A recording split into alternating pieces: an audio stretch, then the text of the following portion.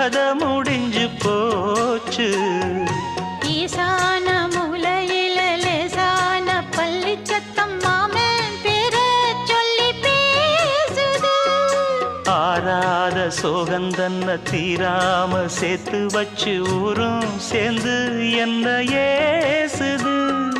மாமா மாமா உன்னத்தானே எண்ணி நானும் நாளும் தவித்தேனே. கூண்டுக்குள்ள என்ன வச்சு கூடி நின்ன ஊரை விட்டு கூண்டுக்குள்ள போனதென்ன கோலக்கிளியே.